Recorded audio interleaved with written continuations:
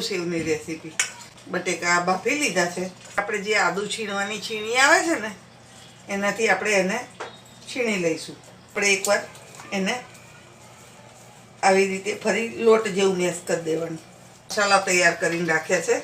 એક અડધી નાની ચમચી જીરું, 15 થી 20 મરીના દાણા, 2 ચપટી લીંબુના ફૂલ, અડધી ચમચી ગરમ મસાલો, અડધી ચમચી ધાણા જીરું પાવડર, અડધી ચમચી મીઠું, અડધીથી પણ ઓછી ચમચી મીઠું લીધું છે. અને આપણે ટેસ્ટમાં જેટલું મીઠું નાખવાનું હોય એનાથી પોણા ભાગનું મેં મીઠું લીધું છે અને પા ભાગનું મેં સંચર પાવડર લીધું છે.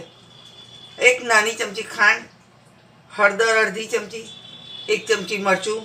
તીખાશ તમારા ટેસ્ટ પ્રમાણે તમે વધારે કે ઓછી કરી શકો છો. 1 ચૂટકી હિંગ, 3 લવિંગ, 1 નાનો તજનો ટુકડો.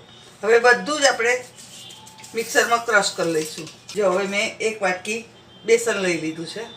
હવે બેસનને આપણે ચાળી લઈશું. આપણે લઈ લઈશું બટાકાનો માવો. એમાં આપણે જે મસાલો કરીને રાખ્યો હતો એ આપણે ચાળી નાખીશું. હવે નાખીશું આપણે 1 થી 1.5 ચમચી ચોખાનો લોટ. આ જે આપણે મસાલો અને ચોખાનો લોટ ઉમેર્યો છે એ આપણે અંદર મિક્સ કરતા જવાનું.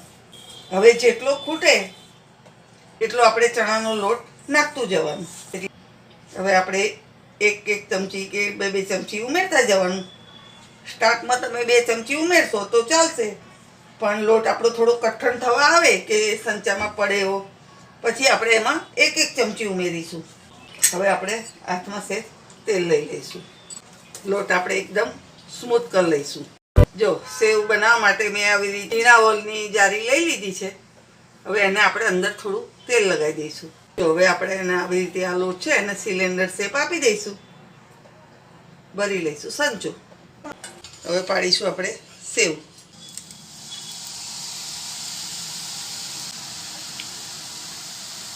હવે જો એક બાજુ થોડી ચડી જાય પછી આપણે એને બીજી બાજુ પલટાઈ દેવાની. જો તમે જોઈ શકો છો આલુ સેવનો કલર આ રીતે આપણે થોડો ચેન્જ થાય પછી જ એને નીકાળવાની બહાર. હવે આ જ રીતે આપણે બીજી સેવ પાડી લઈશું. જો તૈયાર છે આપણી એકદમ ક્રિસ્પી અને બેસ્ટ, ખાવામાં એકદમ ટેસ્ટી એવી આલુ સેવ.